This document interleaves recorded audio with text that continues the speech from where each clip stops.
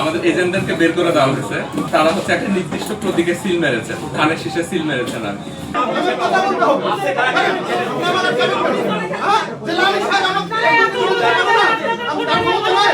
কোনোদিনই দিতে পারে না। তারা 3 দিন আগে থেকে কেন দিল না? তারা 3 দিন আগে থেকে কেন দিল না? তথ্য থেকে দিছে না, সেই তথ্যটা আমরা জানতে চাই। হ্যাঁ, না না, উনি বলছেন তথ্য থেকে দিছে।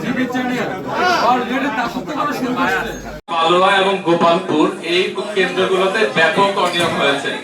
এই কেন্দ্রগুলোতে ব্যাপক অনিয়ম হয়েছে, গোবিন্দগঞ্জে ব্যাপক অনিয়ম হয়েছে এবং আমরা বারবার প্রশাসনের সাথে যোগাযোগ করেছি, আমরা সেনাবাহিনীর সাথে যোগাযোগ করেছি, বিজিবির সাথে যোগাযোগ করেছি। তখন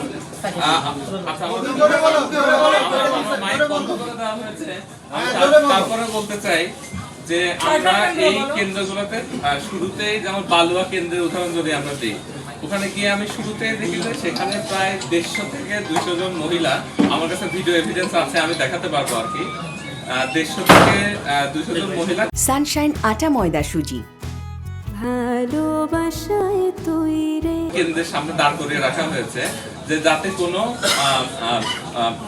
সাধারণ ভোটার ভিতরে ঢুকতে না পারে, এরকম একটা পরিবেশ আমরা দেখেছি।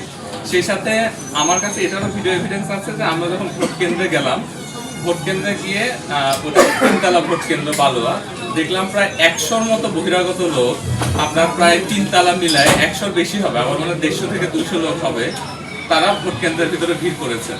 এবং যে বুথ আছে, শুরুতে আমরা যেটা গিয়ে দেখি যে প্রিজাইডিং অফিসারকে তালা দিয়ে, প্রিজাইডিং অফিসার মানে নিজেকে তালা দিয়ে রাখছেন, কারণ উনি খুব ইনসিকিউর ফিল করছিলেন। আমরা বুথের ভিতরে যাই, দেখি যে প্রতি বুথের ভিতরে 50 জন করে লোক।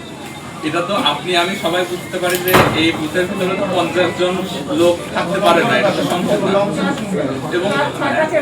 এবং এটার সাথে আমরা আরো দেখি যে এখানে আমাদের এজেন্টদেরকে বের করে দেওয়া হয়েছে এবং ওইখানে জোর করে সিল দেওয়া হচ্ছে এবং অনেক ক্ষেত্রে বিএনপির কর্মীরা তারা ভুয়া পোলিং এজেন্টের জোগাড় করে, মানে আইডি জোগাড় করে তারা হচ্ছে একটা নির্দিষ্ট প্রতীকে সিল মেরেছেন, ধানের শীষে সিল মেরেছেন আর কি। তো এই ব্যাপারে আমরা বারবার ইউনোকে ফোন দেই, তখন ইউনো বেশ কিছুক্ষণ পরে অনেক এবং আমাদের টিমের সাথে আমরা যারা ছিলাম তাদের মধ্যে একজনকে ধাক্কা দেওয়া হয় এবং আমি আমার পরিচয় দেওয়ার পরেও আমাকেও ধাক্কা দেওয়ার উপক্রম করা হয় এবং সেই সাথে আমাদের যিনি প্রার্থী, গোবিন্দগঞ্জের যিনি প্রার্থী, তার সাথে প্রচন্ড খারাপ ব্যবহার করা হয় এবং তাকে চরমভাবে ধমকানো হয়। এই ভিডিও এভিডেন্স আমার কাছে আছে এবং আমরা লিখিত কমপ্লেন করেছি ইউনো সাহেবের কাছে এবং আমি পার্সোনালি কথা বলেছি ইউনো অফিসে গিয়ে এই ব্যাপারে। কিন্তু আমরা এই ব্যাপারে তারা শুধু বলছেন যে আমি তো আর্মি পাঠিয়েছি। 6টা সেন্টারের ভোট, যেখানে নির্বাচন চরমভাবে প্রশ্নবিদ্ধ, অবশ্যই সেসব কেন্দ্রের যে ভোট গ্রহণ সেটা বাতিল ঘোষণা করে পুনরায় ভোট গ্রহণের ব্যবস্থা করতে হবে। এবং আমি মনে করি যে এটা গাইবান্ধার যে সার্বিক প্রশাসন আছে তাদের একটা চরম ব্যর্থতা। এবং সেই সাথে আমরা মনে করি যে টেলিভিশনে আমাদের কাছে যেটা অফিসিয়াল একটা কনফার্মেশন, অফিসিয়াল অর আনঅফিসিয়াল একটা কনফার্মেশন আছে, সেটা হচ্ছে সময় টিভি নিউজ, যেটা দেখাচ্ছে যে দাঁড়িপাল্লা প্রার্থী ডাক্তার আব্দুল সরকার জিতেছেন।